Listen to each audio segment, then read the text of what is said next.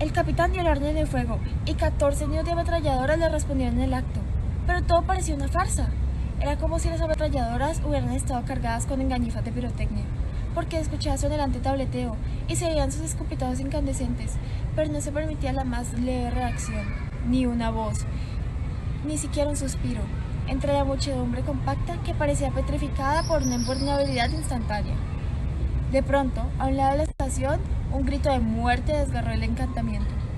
¡Ay, mi madre! Una fuerza sísmica, un aliento volcánico, un rugido de cataclismo estallaron en el centro de la muchedumbre con una descomunal potencia expansiva. José Arcadio II apenas tuvo tiempo de levantar al niño, mientras la madre con el otro era absorbido por la muchedumbre centrifugada por el pánico. Varias voces gritaron al mismo tiempo: «Tírense al suelo, tírense al suelo». Ya los de la primera línea lo habían hecho, barridos por las ráfagas de metralla. Los sobrevivientes, en vez de tirarse al suelo, trataron de volver a la plazoleta, y el pánico dio entonces un coletazo de dragón, y los mandó en una oleada compacta contra otra oleada compacta que se movía en sentido contrario, despedida por otro coletazo de dragón de la calle opuesta, donde también las ametralladoras disparaban sin tregua.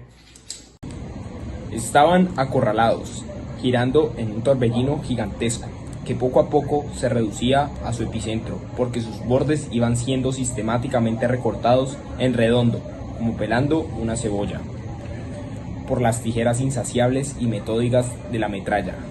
El niño de una mujer arrodillada, con los brazos en cruz, en un espacio limpio, misteriosamente vedado a la estampida.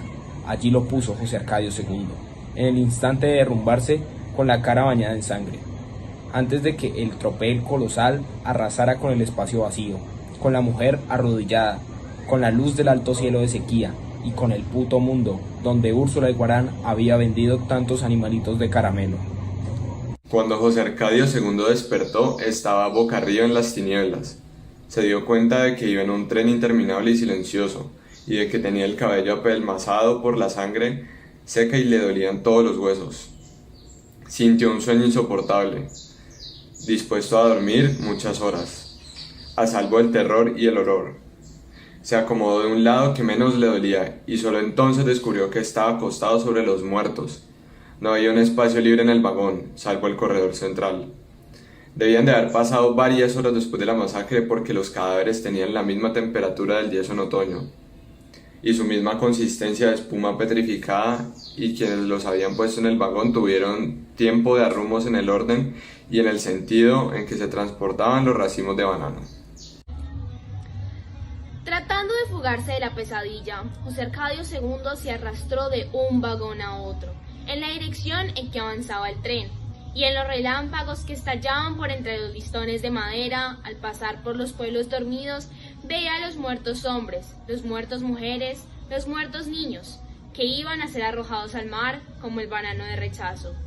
Solamente reconoció a una mujer que vendía refrescos en la plaza, y al coronel Gavilán, que todavía llevaba enrollado en la mano el cinturón con la hebilla de plata morelina, con que trató de abrirse camino a través del pánico. Cuando llegó al primer vagón, dio un salto en la oscuridad y se quedó tendido en la zanja, hasta que el tren acabó de pasar. Era el más largo que había visto nunca, con casi 200 vagones de carga, una locomotora en cada extremo y una tercera en el centro. No llevaba ninguna luz, ni siquiera las rojas y verdes lámparas de posición, y se deslizaba a una velocidad nocturna y sigilosa. Encima de los vagones se veían los bultos oscuros de los soldados con las ametralladoras emplazadas. José Arcadio II no habló mientras no terminó de tomar el café. Debían ser como 3000, murmuró. ¿Qué? Los muertos, aclaró él. Debían ser todos los que estaban en la estación. La mujer lo miró con una mirada de lástima. Aquí no ha habido muertos, dijo. Desde los tiempos de tu tío, el coronel, no ha pasado nada en Macondo. En 3 cocinas donde se detuvo José Arcadio II, antes de llegar a la casa, le dijeron lo mismo. No hubo muertos. Pasó por la plazoleta de la estación y vio las mesas de fritanga amontonadas una encima de otra, y tampoco allí encontró rastro alguno de la masacre. Las calles estaban desiertas bajo la lluvia tenaz, y las casas cerradas, sin vestigios de vida interior. La única noticia humana era el primer toque para misa. Llamó en la puerta de la casa del coronel Gavilán. Una mujer encintada, a quien había visto muchas veces, le cerró la puerta en la cara. Se fue, dijo asustada. Volvió a su tierra. La entrada principal del gallinero alambrado estaba custodiada, como siempre, por 2 policías locales que parecían piedra bajo la lluvia, con impermeables y cascos de huele. En su callecita marginal, los negros antillanos cantaban a coros los salmos del sábado. José Arcadio II saltó a la cerca del patio y entró por la cocina. Santa Sofía de la Piedad apenas levantó la voz. Que no te da Fernanda, dijo. Hace un rato se estaba levantando. Como si cumpliera un pacto implícito, llevó al hijo al cuarto de las vacinillas, le arregló el desvenciado catre de Melquiades y a las 2 de la tarde, mientras Fernanda hacía la siesta, le pasó por la ventana un plato de comida. Aureliano II había dormido en casa porque allí lo sorprendió la lluvia, y a las 3 de la tarde todavía seguía esperando que escampara. Informado en secreto por Santa Sofía de la Piedad, a esa hora visitó a su hermano en el cuarto de Melquiades. Tampoco él creyó la versión de la masacre, ni la pisadilla del tren cargado de muertos que viajaba hacia el mar. La noche anterior había leído un bando nacional extraordinario para informar que los obreros habían obedecido la orden de evacuar la estación y se dirigían a sus casas en caravanas pacíficas. El bando informaba también que los dirigentes sindicales, con un elevado espíritu patriótico, habían reducido sus peticiones a 2 puntos: reforma de los servicios médicos y construcción de letrinas en las viviendas. Se informó más tarde que cuando las autoridades militares obtuvieron el acuerdo de los trabajadores, se apresuraron a comunicárselo al señor Brown, y que éste no solo había aceptado las nuevas condiciones, sino que ofreció pagar 3 días de jolgorios públicos para celebrar el término del conflicto. Solo que cuando los militares le preguntaron para qué fecha podía anunciarse la firma del acuerdo, él miró a través de la ventana el cielo rayado de relámpagos e hizo un profundo gesto de incertidumbre. «Será cuando escampe», dijo. «Mientras dure la lluvia, suspendemos toda clase de actividades». No llovía desde hacía 3 meses, y era tiempo de sequía, pero cuando el señor Brown anunció su decisión, se precipitó en toda su zona bananera el aguacero torrencial que sorprendió a José Arcadio II en el camino de Macondo. Una semana después seguía lloviendo. La versión oficial, 1000 veces repetida y machacada en todo el país por cuanto medio de divulgación encontró el gobierno a su alcance, terminó por imponerse. No hubo muertos, los trabajadores satisfechos habían vuelto con sus familias y la compañía bananera suspendía actividades mientras pasaba la lluvia. La ley marcial continuaba, en previsión de que fuera necesario aplicar medidas de emergencia para la calamidad pública del aguacero interminable, pero la tropa estaba acuartelada. Durante el día los militares andaban por los torrentes de las calles, con los pantalones enrollados a la media pierna, jugando los naufragios con los niños. En la noche, después del toque de queda, derribaban puertas a culatazos, sacaban a los sospechosos de sus camas y se los llevaban a un viaje sin regreso. Era todavía la búsqueda y el exterminio de los malhechores, asesinos, incendiarios y revoltosos del decreto número 4, pero los militares lo negaban a los propios parientes de sus víctimas, que desbordaban la oficina de los comandantes en busca de noticias. Seguro que fue un sueño, insistían los oficiales. En Macondo no ha pasado nada, ni está pasando, ni pasará nunca. Este es un pueblo feliz.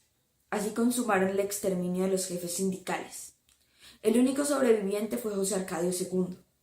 Una noche de febrero se oyeron en la puerta los golpes inconfundibles de las culatas. Aureliano II, que seguía esperando que escampara para salir, les abrió a 6 soldados al mando de un oficial. Empapados de lluvia, sin pronunciar una palabra, registraron la casa cuarto por cuarto, armario por armario, desde las salas hasta el granero. Úrsula despertó cuando encendieron la luz del aposento, y no exhaló un suspiro mientras duró la requisa, pero mantuvo los dedos en cruz, moviéndolos hacia donde los soldados se movían.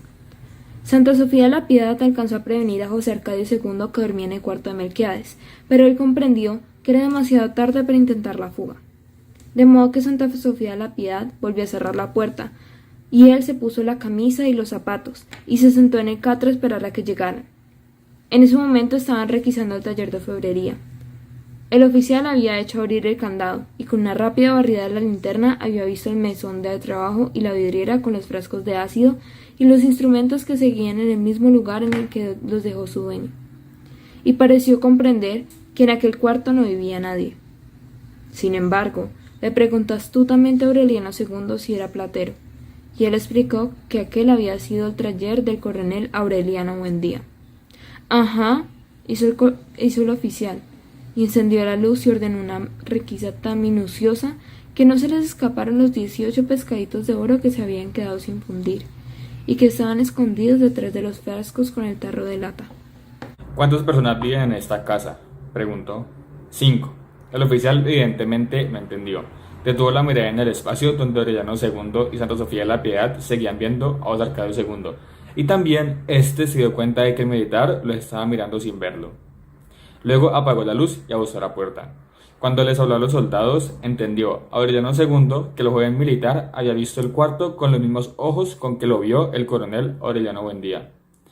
Es verdad que nadie estaba en ese cuarto por lo menos en un siglo, dijo el oficial a sus soldados. Ahí debe haber hasta culebras. Al cerrarse la puerta, José Arcadio II tuvo la certidumbre de que su guerra había terminado. Años antes, el coronel Aureliano Buendía había hablado con la fascinación de la guerra y había tratado de mostrarle con ejemplos intocables sacados de su propia experiencia. Él le había creído, pero la noche en que los militares los miraron sin verlo, mientras pasaban la tensión de los últimos meses, en la miseria de la cárcel, en el pánico de la estación, en el tren cargado de muertos, José Arcadio II llegó a la conclusión de que el coronel Aureliano Buendía fue más que un farsante o un imbécil. No entendía que hubiera necesitado tantas palabras para explicar lo que sentía en la guerra, si con una sola bastaba: miedo. En el cuarto de Melquiades, en cambio, protegido por la luz sobrenatural, por el ruido de la lluvia, por la sensación de ser invencible, encontró el reposo, no tuvo un solo instante de su vida anterior, y el único miedo que persistía era el de que lo enterraran vivo. Se lo contó a Santa Sofía de la Piedad, que le llevaba las comidas diarias, y ella le prometió luchar por estar viva hasta más allá de sus fuerzas, para asegurarse de que lo enterraran muerto. A salvo de todo temor, José Arcadio II se dedicó entonces a repasar muchas veces los pergaminos de Melquiades, y tanto más a gusto cuanto menos los entendía. Acostumbrado al ruido de la lluvia, que a los 2 meses se convirtió en una forma nueva de silencio, lo único que perturbaba su soledad eran las entradas y salidas de Santa Sofía de la Piedad. Por eso le suplicó que le dejara la comida en el alféizar de la ventana y le echara candado a la puerta. El resto de la familia lo olvidó, inclusive Fernanda, que no tuvo inconveniente en dejarlo allí, cuando supo que los militares lo habían visto sin conocerlo.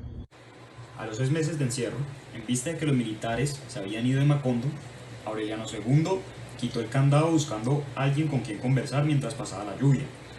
Desde que abrió la puerta se sintió agredido por la pestilencia de las vasinillas que estaban puestas en el suelo, y todas muchas veces ocupadas. José Arcadio II, devorado por la pelambre indiferente, al aire enrarecido por los vapores nauseabundos, seguía leyendo y releyendo los pergaminos ininteligibles. Estaba iluminado por un resplandor seráfico. Apenas levantó la vista cuando sintió abrirse la puerta, pero a su hermano le bastó aquella mirada para haber repetido en ella el destino irreparable del bisabuelo. Eran más de 3000. Fue todo cuanto dijo José Arcadio II. Ahora estoy seguro que eran todos los que estaban en la estación.